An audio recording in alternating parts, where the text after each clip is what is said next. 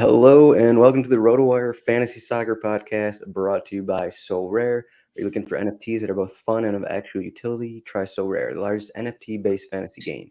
You can collect and compete with officially licensed digital cards of soccer players from over 180 clubs at So Rare. That's SORARE.com.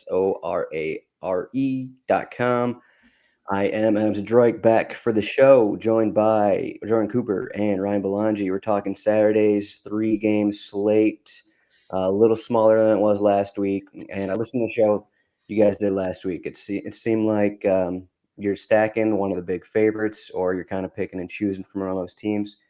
This week, it looks like kind of Chelsea or bust. It'll be kind of hard to fade Chelsea on this slate, right? Not necessarily. I mean, Chelsea aren't that high scoring of a team in comparison to the other two teams on the slate, but I don't think people may not realize how much of a favorite Brentford is over Norwich. I mean, we currently have Chelsea minus 400 against Burnley at home. Brentford's at home minus 175 against Norwich. And then we have a pick'em matchup, Crystal Palace at home plus 140 against the Wolves. But Chelsea's not really the type of team. I mean, we typically target like their fullbacks, center forward. Obviously Jorginho's priced up, even though he seems to get a penalty every single week. For GPP, even for cash, do you think, Ryan, that depending on Brentford's lineup, that's quite possible some of these Brentford guys actually go under-owned in comparison? Because according to our cheat sheet, which is at RotoWire, go sign up for a subscription, rotowire.com/free trial. You get these. The implied goal scoring for Chelsea is 2.19. Brentford's 1.74, so not like that far behind. Same for the clean sheet equity. So we have Ivan Toney as actually the highest goal scoring odds on the slate at minus 105. Havertz at plus 115. But Brentford outside of Toney is pretty much cheaper than Chelsea. So I don't think it's a forgotten conclusion that's like, oh, just take as much Chelsea as you can and get there.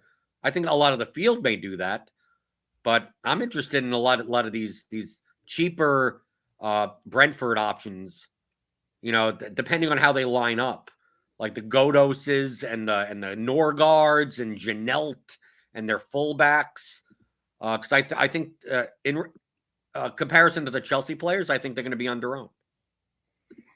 Yeah, I'd agree. I think they'll be under-owned, partly because their set piece situation is a little bit of a mess if Matthias Jensen doesn't start, and I don't see him, in the expected lineups. So, who's going to take Brentford sets? Maybe Godos, maybe Canos, maybe Janalt, maybe Mbeumo. Yeah, I like Toney, but I think a lot of people will like Toney when they see his goal scoring odds and just a matchup against Norwich. I think I'm a little bit more drawn towards Chelsea than you, and it's almost by default. Like it's a 3-game slate, so it's like we don't have many options, and it's even less so when you look at the Palace Wolves game. Like if Milivojevic starts, that kind of takes Conor Gallagher out, and you don't really want to play Milivojevic no matter what. And then on the Wolves side, João Moutinho is basically unplayable. They have a couple other spots you could maybe go, but Burnley's kind of eliminated. Norwich, I don't know, they might have 1 or 2 plays. So like, even though Chelsea might not be like normally the greatest target for DFS, an implied goal total of 2.2 against like a Burnley team that allows a lot of fantasy points. I don't know. I'm having a tough time not having a few Chelsea pieces in my lineup. But I agree with you that they're going to be really popular. So for GPPs, targeting Brentford or somebody else makes a lot of sense. What do you think, Ryan, the ownership wise on the Chelsea pieces from like a ranking perspective? Because based on positional constraints, I'm going to expect that I think the most, it's weird to say, I think the most owned player on the slate is going to be Havertz at 8,200, only because I think the forward position is much harder to fill this week than the defender positions. And depending on how Chelsea lines up, if they line up with Chilwell and James, I think the ownership on them will cannibalize one another. There may be lineups that have both of them, but they're both expensive, 7,800 and 7,500. But if you're going to play Chelsea, you're going to play, I think, Havertz, because he fills a forward spot first, one of the Chelsea defenders, and then the number 3 owned guy is going to be Hakim Ziyech in the midfield spot at 7,400. And this is especially so if Milivojevic starts. I'm not even sure if I play Conor Gallagher at 9,100, even if Milivojevic doesn't start. But for our Chelsea stack, the only issue that I have with Ziyech is that it's very rare that he plays 90 minutes. But if he's going to take a large share of their set pieces without Mount in and play 72, like if he were to play 90, he should be priced at 9,000. So to play 72 minutes, like 7,400 seems appropriate, given that he's probably not going to play the full game. Yeah, I agree with everything you said. I think weird to say, but I agree. Havertz will be the most popular, for sure, of the Chelsea attackers. Yeah, because forward's a tough position to fill, and he's kind of cheap playing center forward, and probably going to play 90 minutes. You guys talking cash? Well, yeah. I mean, it's a 3-game slate. Cash lineups and GPP lineups aren't going to look that dramatically different, right? So yeah, I would even say for cash. Yeah. I mean, I think like he'd probably be the first forward in my cash lineup. I don't know. It's weird to say, but I guess we can get to that in a second. There are a couple of other options. Yeah. I think, James and Chilwell, of course they'll be, they're going to be really popular because it's a 3-game slate. But so, yeah, I think they will cannibalize some of each other's ownership. I think some people will play both. And then Ziyech, yeah, he's probably priced appropriately because he's only going to play 70 minutes. But I think you can fade all of these guys. I definitely understand what you were saying when you first, at the beginning of the podcast. Chilwell and James James hasn't taken a set piece since September, I saw. And Chilwell took 1 the last game, 2 the game before, and Ziyech took more of them. So, I mean, that's big price tags for those guys. And just back to Ziyech, I mean, we see him bust all the time in this spot. I mean, there's plenty of times when he's going to finish with 7 or 8 points. So I do think you can fade all these guys, and it makes sense, like from an ownership and point of view. You'll be able to get big leverage if you have 1 Chelsea piece, for instance. Well, yeah, the issue, Ryan, in cash, since to get to more of a cash lineup, is that if you play Havertz in one spot, where are you going for your second forward spot? Yeah, so this is a tough one. Like, there's one person there that I think people may consider playing, but based on lineup construction, I don't think he's necessary, and I think he's overpriced, and that's Milos Rojicka at 8,000 for Norwich. If he's in the starting lineup, but we have him projected in. Share of set pieces, but not a monopoly.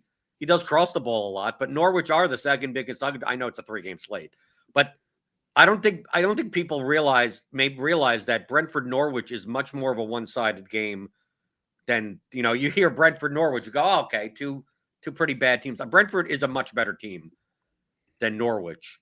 And do I want to pay 8,000 for a guy that has very low goal scoring odds, has half the set pieces, possibly good open play value, but lower upside, where it seems like I could play players for cheaper that may have a slightly less floor, slightly lower floor, but a way higher ceiling, way more. I mean, I take a look at that range and I go, if I want to play Rojicka, why don't I just play Callum Hudson-Odoi at 7,900? And if I'm going to play Callum Hudson-Odoi, why don't I play Wilfred Zaha at 7,500? Why don't I play Mbueno at 7,200? Why don't I play Edouard if he starts for Crystal Palace at 6,000?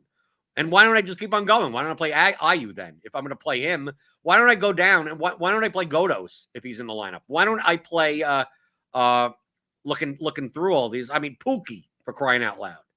Like that's probably not where I'm going to go. So like I take a look at all of these players, and I go, what am I really paying $8,000 for? Like just so instead of having a 6-point floor, I have an 8-point floor. Like, is it worth the 2,000? Like, would I much rather have Rajishka and like the cheapest goalkeeper or a punt defender, or would I rather just pay down a little and then get a goalkeeper with good clean sheet odds or a defender doesn't have a 3-point floor? Yeah. So at first I think I agreed with you that I don't know. Yeah, I agreed with you that I didn't think Rajishka was necessary. I still don't, but I've warmed towards the idea a little bit actually, because there's not going to be a lot of goals on this slate. I mean, like his floor, let's just if he plays 90 minutes, in my opinion, he still has the highest floor on the slate. I mean, I don't know. Take like the Chelsea defenders out maybe, but like I don't think there's many. Like, okay, if you save the salary, I mean, who are you going to spend it on? There's not like guaranteed points out there, whereas his like kind of are. And yeah, you might be giving up some upside, but there isn't upside on this slate. I mean, yeah, okay, Brentford, sure, but like you don't really want to target the Palace Wolves game. Low totals in that game. People don't have floors in that game either. I mean, except for Gallagher if he has sets. Burnley, we said, is kind of out of the picture. Chelsea, there's not really floor. I mean, Havertz doesn't have much of a floor. I mean, but besides Havertz, Ziyech, and those guys, like, where are you going to go, I guess is my point. Like, it seems okay to just take 10 points from Rashika because you're not going to get beat by goals. But the point that I'm making is more of a comparison to other players on the slate that you could roster instead. So Rajishka is 8,000. Would you rather have Ziyech? Would you rather have James? Would you rather have Chilwell?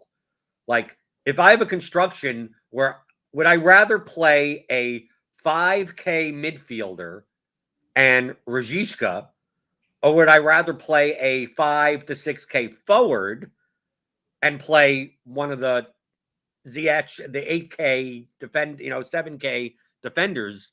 And I take a look at the guys, the Godoses, the Ayews, the whatever, Edouard at 6,000, and go, if I play Edouard at 6,000, what's that much of a difference between playing him and a $6,000 midfielder? But then my utility spot is now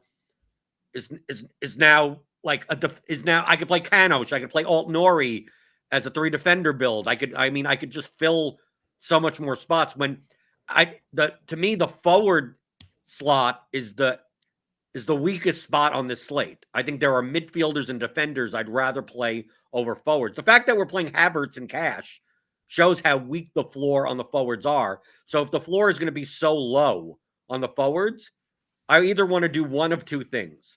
I either want to pay down to get if I'm going to pay this for the same amount of floor, or stay in that range but have higher goal scoring upside.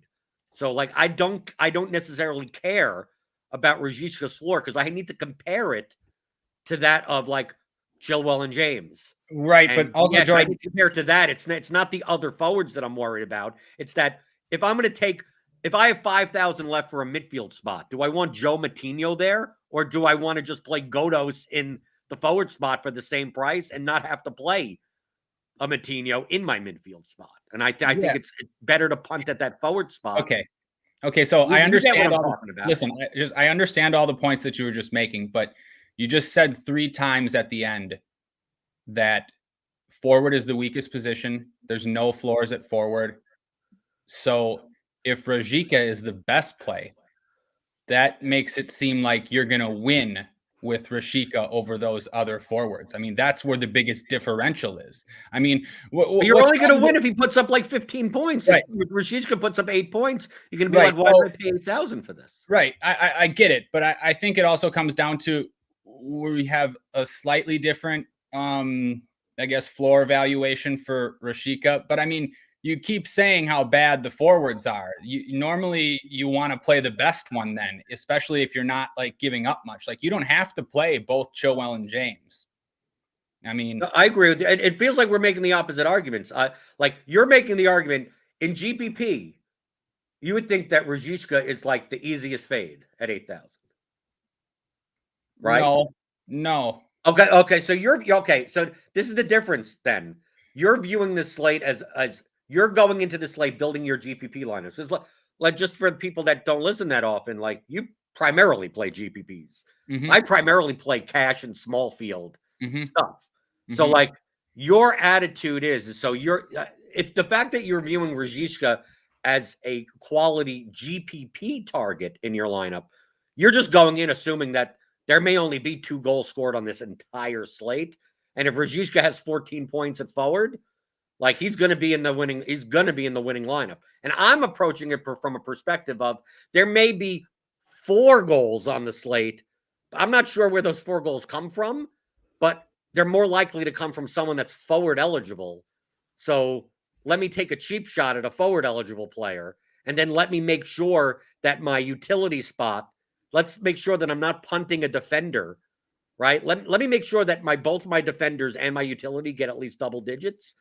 That if Rajishka gets 14 and my forward gets 4, I could still win with the 10-point difference because just the rest of my lineup is so much better. Yeah. So pretty much, yeah. I mean, I do think Rashica is like a better cash option than GBP, but I do like him for GBPs too. Yeah. These smaller slates, floors are so much more important. And I mean, Rashica had 5 shots last week. Like there is upside there. We can't just say that he's not going to be involved in a goal. But like, it just seems like it's hard for it to really hurt you because, there's not going to be 5 other players that put up big scores a lot of times. So like having a big floor, I mean, usually can only help in these smaller slates. Yeah, I kind of agree with Ryan on this one.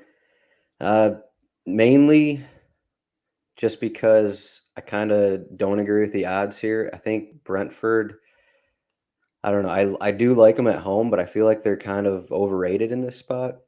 Like they're 1.74 implied against 0.83 implied.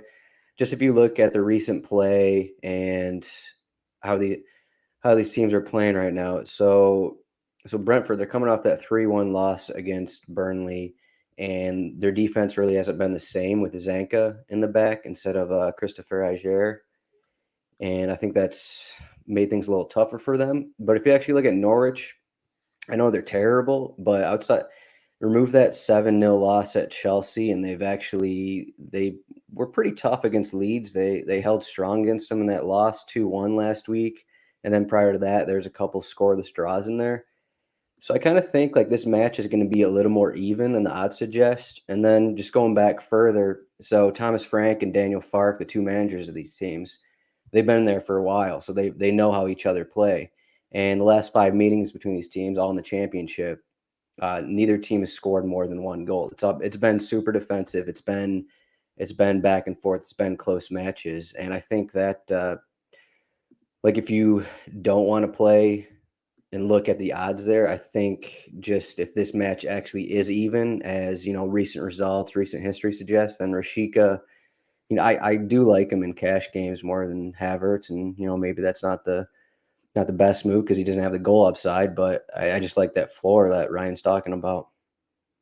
I would be perfectly fine with that. If you were to tell me that you're going to play Rajishka over Havertz and then punt in your other forward position, like I wouldn't be against that. It's more of the fact of paying up twice for 2 8K forwards.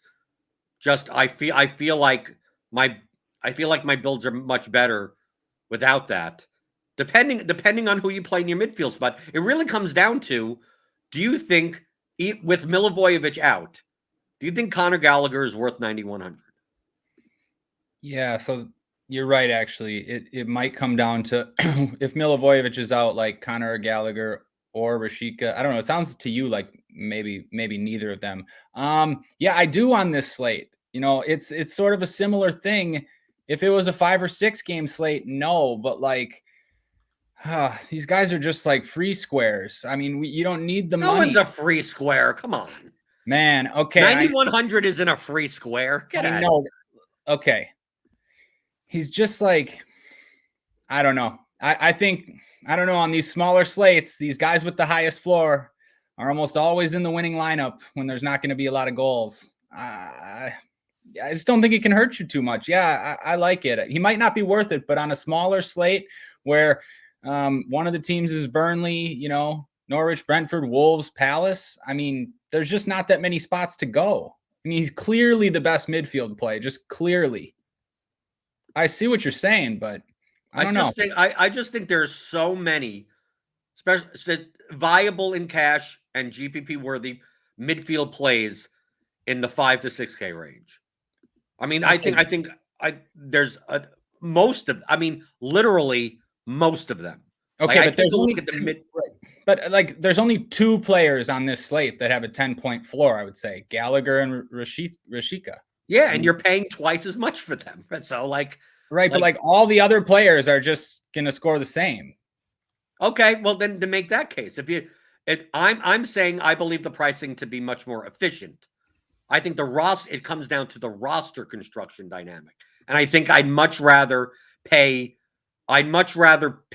for the higher priced defenders as a priority than the higher priced forwards or higher priced midfielders where I already have options. So I feel like in this 5 to 6K range, these guys are all viable. I mean, it's not like you have to play all of them. I think Trincao at 5,600, obviously if he starts. I think Olise, if he starts, he's not projected to. I mean, we got the Brentford guys. This Norgard has been playing much more forward recently, getting multiple shots. I mean, we look at the shot totals the past couple of games. I mean, take a look. You get 2 shots, 3 shots, 6 shots against Chelsea, which may be an outlier. Mm-hmm. He seems to get peripherals across the board. I mean, it's only in the past 3 games, only 1 was with an assist. He plays all 90, right? So I have no problem with him. In the same way with Godos at forward, Janelt at 4,600, I have no issue with. I mean, Moutinho's there. He's not exciting, but I mean, you have to say he's viable, but nowhere near where he used to be, and where he used to be wasn't all that great to begin with. You could even take shots on Lees Malou if he starts for Norwood. I mean, it feels like I could fill my midfield spots with these guys more so I don't have to play anyone at defender under 5,000. Okay, so yeah, I mean, I don't want to play anyone at defender really under 5,000 either. But question for you: if replace Connor Gallagher's name with James Ward-Prowse, what would you do in cash? 3-game slate, Ward-Prowse home against Wolves, 9,100. Kind of making a point there. I'd probably say just put him in and forget about it, right? Yeah. So now I agree with you. If Milivojevic is in, I would never even consider Gallagher. But again, I think it's just we might be valuing these players differently. And I'm not saying I'm right. I guess I think more maybe of Connor Gallagher without Milivojevic out there. Again, if it was a bigger slate, I don't think he'd be a priority at 9,100. But yeah, hold on, Ryan. If you play Gallagher in your midfield spot, you're not playing Rajishka. No, at forward. Okay, yeah, I mean, you're right. It's one or the other. Yeah, it's one or the other. And if I had to choose, see, this is where that fine line comes in. It's like if I had to choose in a vacuum between Rajishka and Gallagher, I'd say Gallagher, right? Mm-hmm. I mean, I think you would agree with me, but the sense of the matter is I think there are more midfielders on the slate than forwards, so it may be more viable to have Rajishka in your forward spot than Gallagher in your midfield spot. Yeah, and I like those midfield options that you mentioned. I like all the midfield options that you mentioned. I just think, none of them are guaranteed more than 5 points. Like it's not like guys we can necessarily count on. I like Trincao. I mean, he always gets subbed. He doesn't have sets. I mean, look at he scored more than 10 points one time this season, but I like him. The Brentford guys, Norgard's done well recently, but historically he's a defensive midfielder who doesn't get involved much. I'm not sure what his role would be with Godos in there. If it's the same, I don't know. I just think there's a lot more uncertainty. I think there are options. How about someone like James MacArthur or something like that? Is he going to be in 3,500? I mean, all right. So no, I'm not doing that though. That's a center back. If you have 3,500 left, would you take MacArthur or Gudmundsson? I take MacArthur. I don't see a need to play any of the Burnley guys at all. Even if you want to just punt at your second forward spot. Well, I guess so. I mean, if you're going to punt, you might as well just go all the way down at that point. Whatever green dot is the lowest price, and just say screw it. I guess so, but I mean, I can't see Burnley being targets on the slate, no matter where you. I mean, look, Chris Wood is cheap. Like you play him in GPP if anything, but these other guys, Westwood or McNeil, it's just like Chelsea's going to have like 70% possession. Yeah, I agree. I wouldn't target Burnley either. But like to answer your question, I'll take Gudmundsson over MacArthur. I mean, if that's the 1v1, I mean, MacArthur has like a 4-point ceiling basically. But I'm just thinking like if someone put together Rashica and Gallagher in the same lineup, you probably have to punt somewhere. And it's either looking at like a sub 3K defender or someone like Gudmundsson at forward, something like that. Well, no, you can definitely play Godos at forward. I guess we kind of, Jordan mentioned him, but kind of skimmed over him. I mean, yeah, he's not going to play 90 minutes, but 5,100, he has a floor with shots assisted, and possibly a few set pieces. So like, I don't know. 5,100 is cheap. You could make it work that way. Yeah. So I guess that's pretty much. I don't know. We covered. Like, is there any cheap midfielders? I don't know. Like, is there a midfielder below, 5K that I mean, you'd feel comfortable? I mean, I threw up MacArthur's, and I can't really be that. It can't be much if I said, well, what about MacArthur? And right. Is there any reason if Milivojevic starts to play him at 35 or 3,800? He hasn't, he's taken set pieces, but he hasn't been good this year. Yeah, I mean, I sort of talk badly about playing him a lot of times, but sure. I mean, 3,800 is fine if it gets you the construction you want. I mean, I don't love that he gets subbed around 70 like every time now, but he'll probably get you 5 points. And just because he takes corners, he always has a chance for an assist. But I don't know. What do you think, Jordan?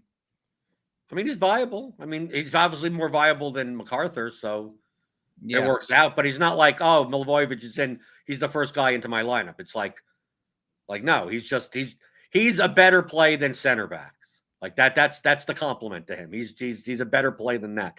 But at the defender position, really, I don't want to pay more than less than 5,000 for my defenders. It really drops off. Yeah, I agree with you. And there's some, those expensive options are pretty good. So if you do play some of the cheaper guys, you're probably going to need to make up a lot of points somewhere else. Do you think people are going to realize that Ain't Nuri has been sharing some set pieces responsibility? Yeah, I don't think if they read Ryan's article, they will. Right. I don't think enough people will realize. Yeah, he'd be one of the first guys in my cash lineup, I think. Assuming he starts, he's definitely going to take some set pieces. I mean, probably half of them. And he has open play value too. He likes to cross. He likes to shoot too. Great play. And he won't be people will know, the lobby gets sharper and sharper, but no, he won't be as popular as he should be. And also Kanosh is a much better play with Jensen out. Definitely. Yeah, when you want Canos to maybe take a couple set pieces, or else yeah, I get it's a good matchup, but I think it's gotten risky with the fact that he just doesn't really go 90 anymore. Well, I shouldn't say that. He goes 90 about half the time. But yeah, if he's not going to have any set pieces, it's more of a GPP play. From his game log, it seems more like that he doesn't go 90 in situations when they're down. Yeah, like okay. in all the games that he doesn't play 90, it's been games that down, like 77 minutes, they were down to Burnley. 72 minutes, they were down to Chelsea. 68 minutes, they were beating Wolves. Okay, no, so but maybe I see what that you're doesn't. saying. Yeah, you make a good point. Like if they're shutting out Norwich, a lot of times managers aren't going to change up the defense. So Right. Yeah, that's a good point. So Brentford being a minus 175 favorite, I would if I had to bet on it, I'd say it's more than 50-50 chance that Canos actually does play 90 this game. Okay. Barring an injury, obviously. But even if Jensen is in, Canos is still a good play in the defender spot, but I like it much more. If Jensen is in, that makes I'd rather play Jensen at 5,900 more than Canos at 55, right? Yeah, I agree. Yeah, we probably should have mentioned that. Like if Jensen starts, yeah, he looks good for cash too. Yeah, I agree. And I agree about Canos. I don't mean to just I'm not writing him off at all. It's a good spot. It's a good spot at home against, and he has a floor. He has a floor even without set pieces. Do you think through all this discussion that the most overlooked team on the slate is the third favorite, Crystal Palace? Yeah. Like especially if Gallagher's going to Milivojevic be is in. 50%. Well, yeah, for tournaments especially. Yeah, people just don't like to play Crystal Palace for one.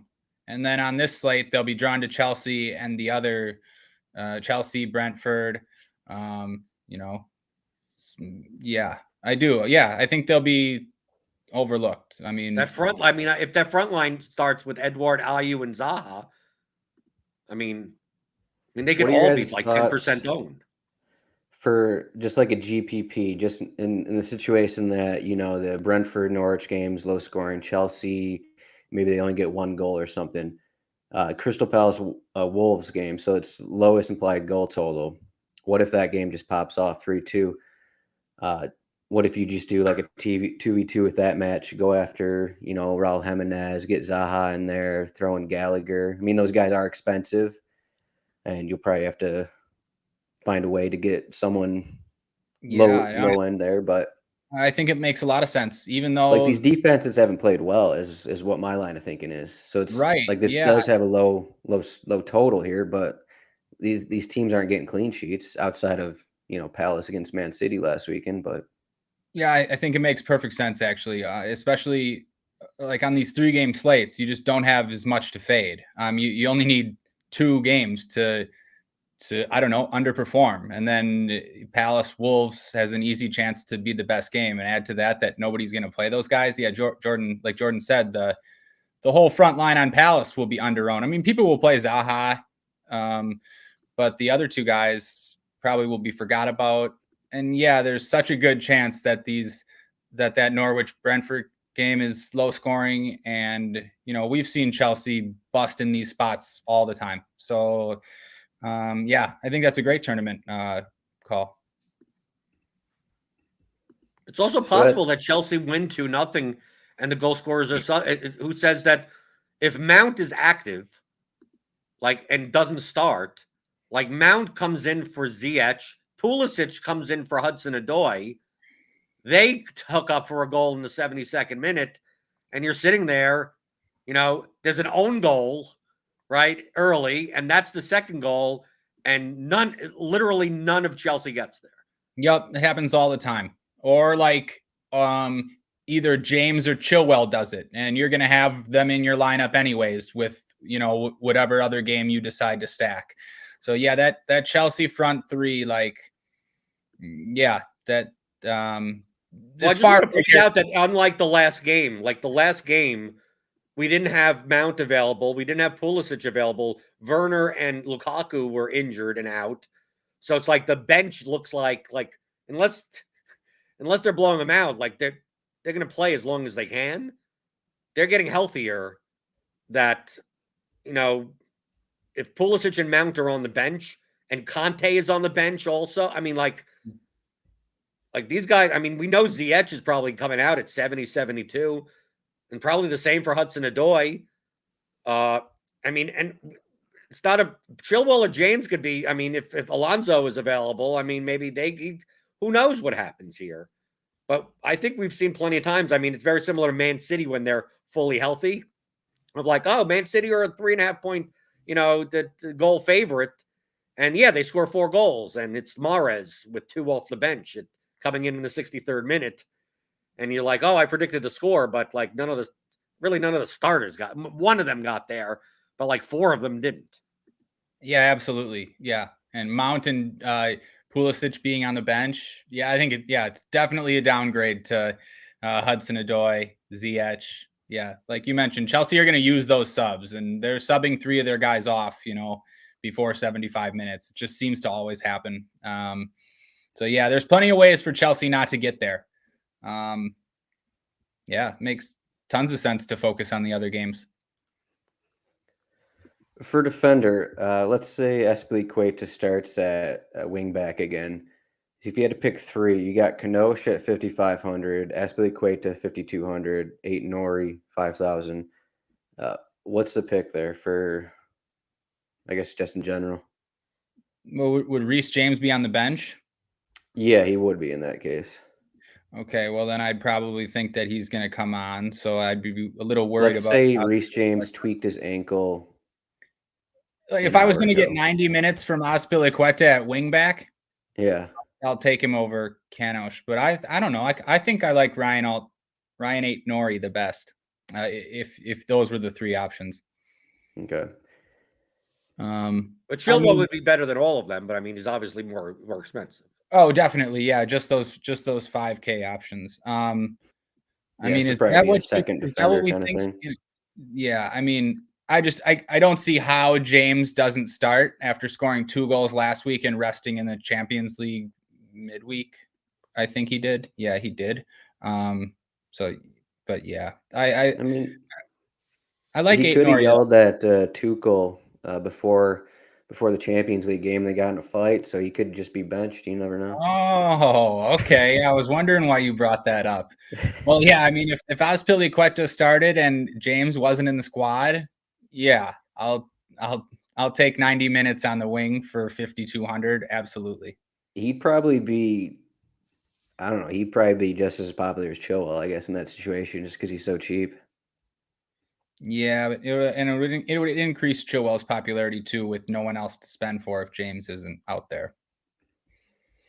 And then goalkeeper, I don't know why you'd want to spend 5,600 on the Brentford goalkeeper, maybe because you're just playing Norwich, but you got to think Mendy and cash games, and then I don't know, maybe go for Nick Pope and GPPs and hope he gets 5+ saves.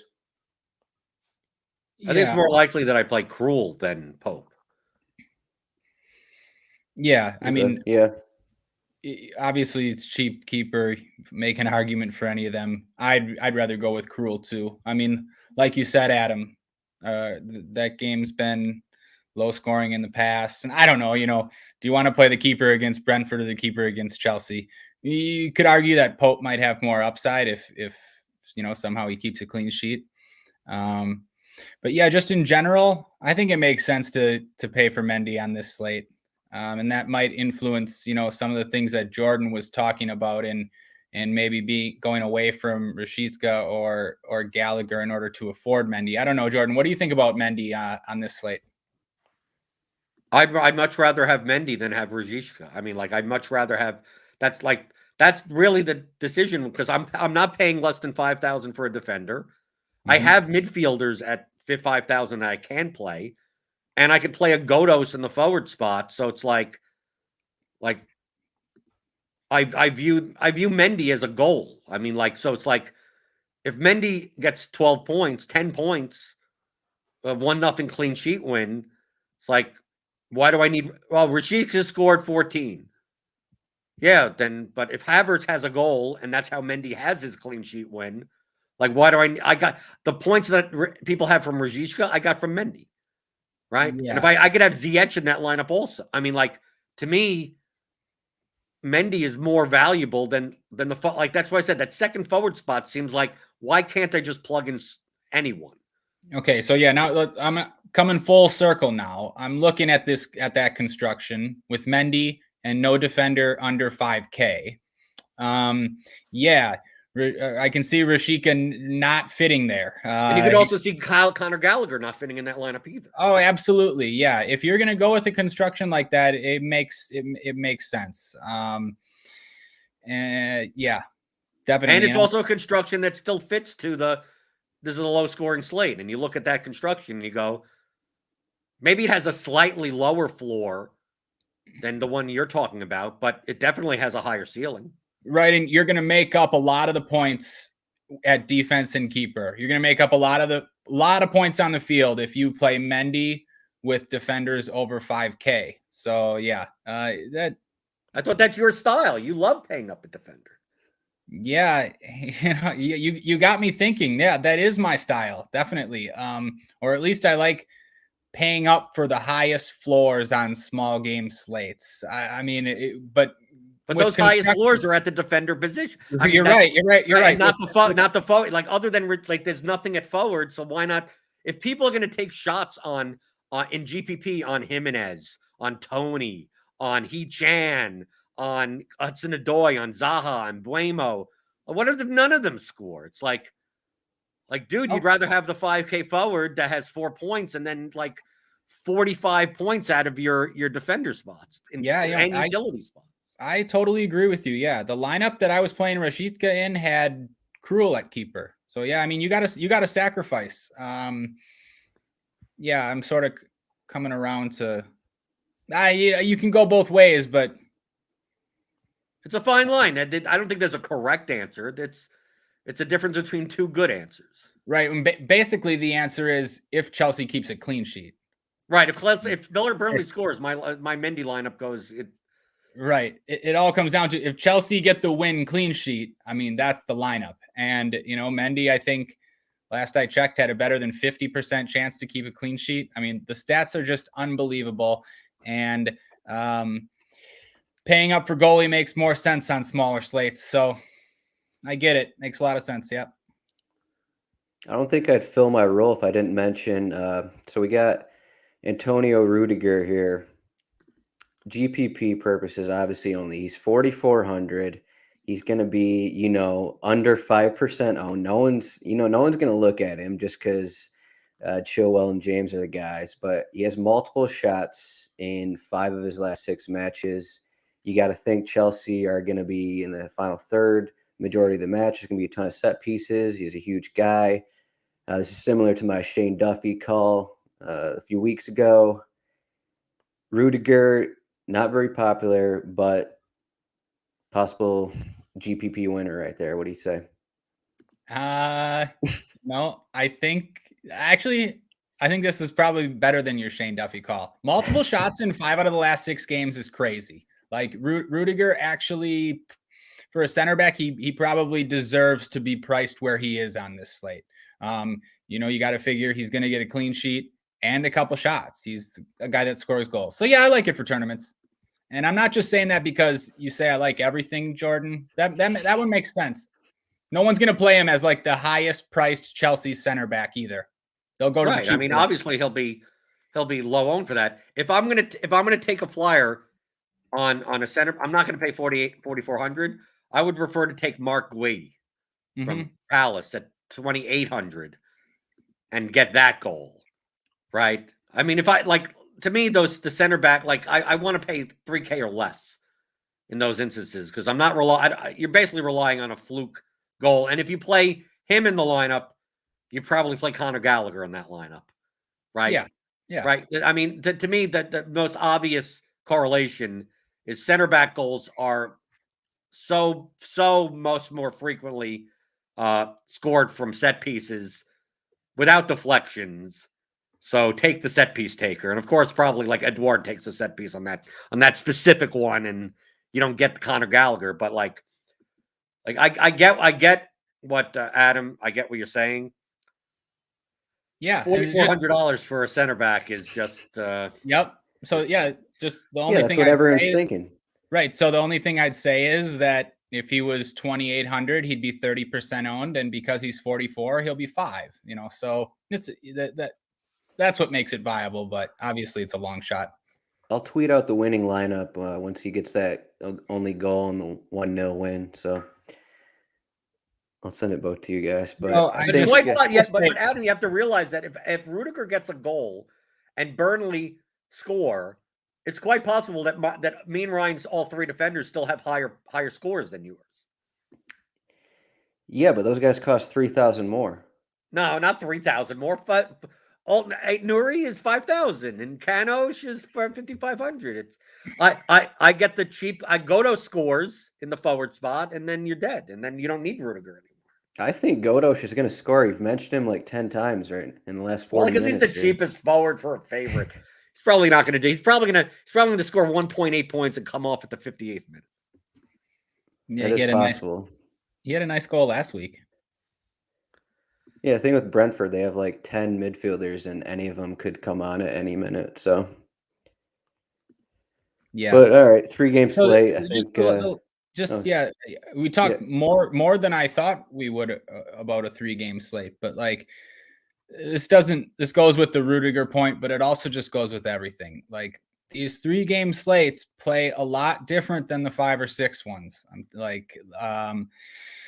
Lower own goals and just different things are more like they're more beneficial. You can win these slates in multiple ways. I don't know. I'm not doing a good job of describing specific reasons, but just pay attention. They play differently. Right. I mean, the cheap goal, like if you could get a cheap goal that's 2% owned, you win. If Kieran Dowell goes out for Norwich City and gets a brace or gets a goal and an assist, right, and he's 1.8% owned, you win. I mean, he's like the only player on the slate that has 26 points. Mm-hmm. And it's just like, well, you didn't have to get the rest of your lineup perfectly. You just have to get enough points in the rest of your lineup. Right. So like I get the Rudiger thing, just that I think I'm more likely to try to find that at a cheap midfield spot or a really cheap defender spot than a guy that, that's a 4,400. So like, Jordan, I agree with the strategy, just not necessarily the price tag. Yes. And Jordan, I agree with you about your point where, if he scores, you also might have 3 defenders that are scoring over 10 points. So it's possible that it doesn't help you that much. Now that's contingent on all 3 of your defenders scoring double digits, which is, I would say, an underdog to happen, even though they're all good plays. But yeah, I agree with what you said there. All right. So the goal is to get someone that's 5,500 and have him score a brace. All right. I'll make note of that, and I'll be sure to. You can do it with the Palace forward. 100%. Awesome. Yeah, that one's. I mean, that's one that you'll have to keep an eye on when lineups come out, because they've been switching their guys up last few matches. We currently have Olise in there, but I don't know. That's kind of a guess. As Jordan mentioned Olise.